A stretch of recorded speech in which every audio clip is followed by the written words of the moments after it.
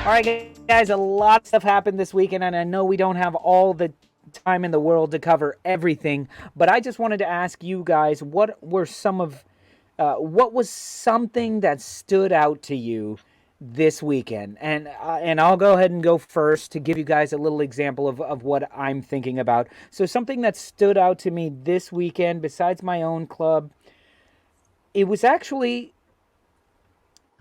me wondering how much Newcastle United relies on Bruno Guimaraes. This was the first match that he wasn't there, and yes, I know they got the 1-1 draw against Wolves, but that was from a masterful worldy from Alan St. Maximin that actually came off of a deflection from, I think, Wang or somebody. Yeah, It was an Chan. odd thing that very, happened. Very poor clearance. But it was still the poor clearance. He took it on the volley. Fucking Jackie move. Chan style. He didn't even move. It fell right to his feet. It was just amazing. Beyond that, like, what? if we take that one moment of the match away, Wolves win that. And a soft, other things that happened where Wolves, I thought, had this match wholeheartedly. Are we seeing somebody who doesn't maybe get all the stats, the goals, the assists, but how important is Bruno Guimaraes to that team? Because it looks like he's going to be out another week. Alan St. Maximin might be out. So to me, that's the only difference that I saw, was that he wasn't in the team, and they just took it to fucking Man City. They've been playing very good ball. That's what I took away from this. What do you guys think about that? Yeah, I honestly, this was the Wolves match. It was the first time I saw Newcastle, so I well, that's not true. I did see Newcastle play against City. But I don't know enough about his game to where that I know that he's either a glue guy or, he's a key master. He unlocks. He can unlock. I don't know enough. I don't know enough to be able to answer on that. What do you guys thoughts? Gary doesn't care. Yeah. After he was linked with us and then went to Newcastle for more money. We got Martin Odegaard, all right? We're fine. No, we are definitely set. Now, I was getting, as you can, for those who didn't know, I got my games a little bit switched there with who I was talking about. But yeah, no, when you're at this is the problem with some of the teams, right? When you're at this point where you finally figure out the puzzle and you lose a piece, you don't have another piece to fill in. And then they saw that, and that's how critical it is to have that second player that doesn't maybe not fill all of the holes in the puzzle, but fills most of them. And they did not find that. So yeah, it's going to be a while, but they've got the money and the time, I think, to do it. So we'll see. That's a generic Well, answer, everybody keeps talking about Joel Linton. Everyone keeps talking about Joel Linton, how he's become fantastic. And to me, Bruno allows him to be fantastic. He looked lost. Joel Linton looked lost in the Wolves match. Well, it most certainly is a drop-off when you have to stick Longstaff in there. I mean, that's a big drop-off, Yeah. Tom, do you have anything to say about Bruno? I don't think Leeds played against Bruno, so I wouldn't have seen him. I don't think so. All right, good answer. All right, Mark, what is something you saw this weekend that stands out? Something that really stood out for me was just the absolute disregard for anything but your own, like, sheer brutality. It was in the Chelsea match, and Conor Gallagher just not giving a fuck. It was like rough tackle, yellow card. That was the stupid one.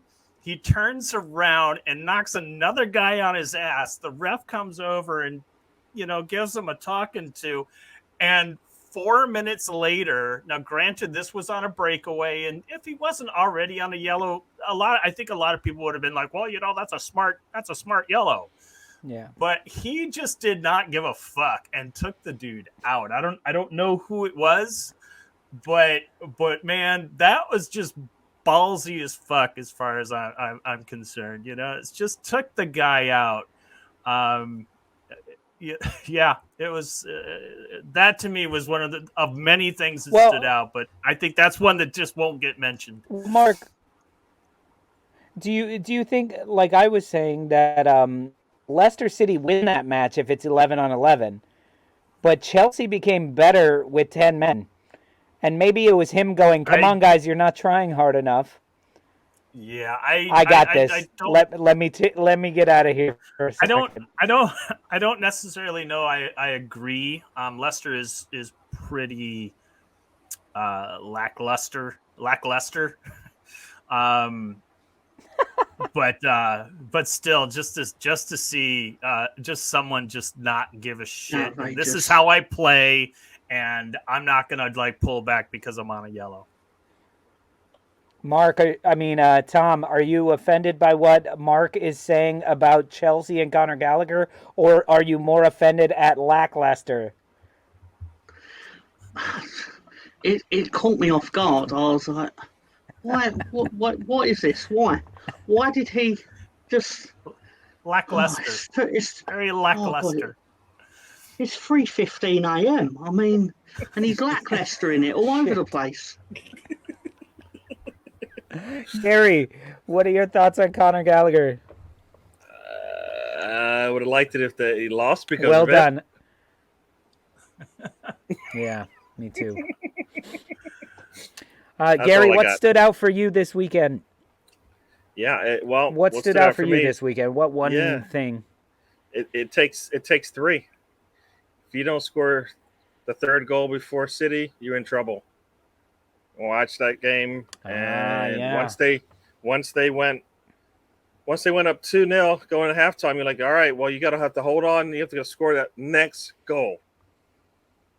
You don't score that next goal, you're in trouble because once they see the goal, it's like the door just opened up, and now they're just going to push their way through, and that's exactly what happened. They are a machine. You know what they're going to do, and if you can jump on them, you jump on them quick, and you jump on them hard.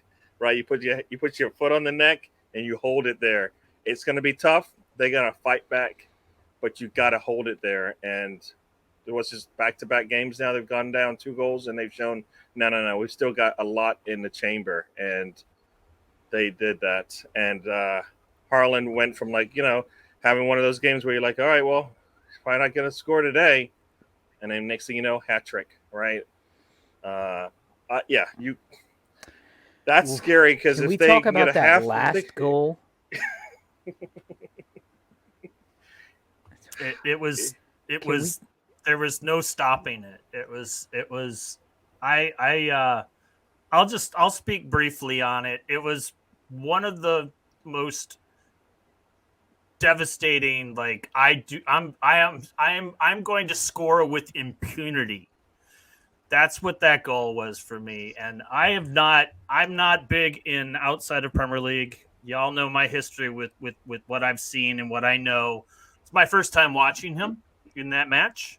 And to score a hat trick in 19 minutes, and not even in the first 19, but in toward the end of the match, where basically he took over.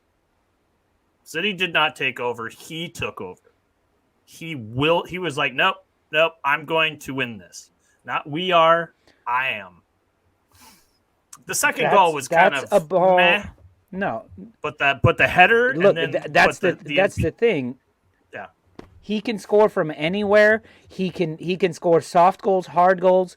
But that last one, 9 out of 10 strikers, 90%, 98% of strikers, when that ball is fed into you and you have a defender in front of you and a defender behind you, you soft touch, stop, and try to run around. You try to make them get out of your way and dribble or something. He went, thank you. I'm going to go right in between you. And it was like the defender was trying to get to it, and he's just like, no, excuse me. And then it was just the gentlest, there you go, goal. But how did you... he kept these two grown men from getting anywhere near the ball and just calmly slotted it in, passed it into the goal. It deadly. reminded me of like a goal line touchdown in the NFL where you just take it right up the throat. And he did. He took it right up the throat of You're the like, defense. why didn't anybody tackle him? As pretty as you please. That was crazy. All right, Mr. Tom, what moment did you have from this weekend? Well, it's funny you should ask, because I was watching City Ground where Nottingham Forest were playing Tottenham Hotspur, and I thought to myself, Tottenham? Where do I know them from? Oh, wait a minute. They're one half of the North London Derby. What's the North London Derby? What's the significance of the North London Derby? I hear no one say. I'm going to tell you. Did you know that in 30 days' time, I believe, when this airs, on the Stoop goes London, baby? That's right. Let's do it. We're going to the North London Derby. It's going to be fantastic. I can't wait. We are going to. Yeah. I was thinking about it today, and I'm pretty much besides myself that we really need to make a graphic for that. We really should. I think so. So, Tom, was that your moment of the weekend? Just thinking It's about 30 that? days in the future. That's his. That will probably be my moment of a lifetime in the future. So anyway, yeah. So basically, while watching that game, I'm thinking, North London Derby, because 50% of it. Anyway, I was watching on that fine Sunday afternoon. I was watching Richarlison kick the ball like an absolute clown, kicking it up and up and up and up, and then one young Brennan Johnson just went into him like he owed him money, and it was glorious, I tell you, because I've no love for Nottingham Forest, but Brennan Johnson, he's all right. He clattered that man. It was. I don't want to go as far to say borderline should have been arrested for it. Should be rewarded for it, if we're being honest. It should be rewarded for it. All the good things. Absolutely. That is my favorite Richarlison highlight of all time. That's one of those where at least all of the players from that team should have come out and said, please don't do it again. Richarlison, do not do that again. I know that's what we kind of do, but you don't do that again. Please, because you can't show up players on a pitch. I'm sorry. At some point, they will majesty. Yeah, they will bite you. They will bite. I'm reminded of when Richarlison was with Everton, and him and Dominic Calvert-Lewin got in an argument on the pitch on who was going to take the penalty. And Richarlison was acting like a little child, and he was hiding the ball. He's like, "No, I'm taking this one."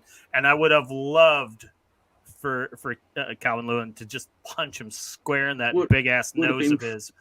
Would have been funny if Brennan Johnson ran on and did it. He didn't even know it. They signed him just for that. We signed him, and he's going to play. Even better. Okay, Oh, well, that's the thing. It's like, if you're already a dickhead, like, don't give anybody any reason. Like, Richarlison has to know that most of the players out there, when they see him walk on the pitch, want to hit him. Like, he's a guy you just want to hit. You just want to hit him. He looks like a dick. He acts like a dick. Then you play keepy-uppy by yourself when you're up 1-0. Like, dude, fuck off. Well done, Brennan Johnson. Wish you would have got the win or the draw at the very least. I think Tottenham went on to win. It wasn't the big story of the match, though. Yeah. But it made a lot of people had smile. An assist. The assist was nice, I have to say.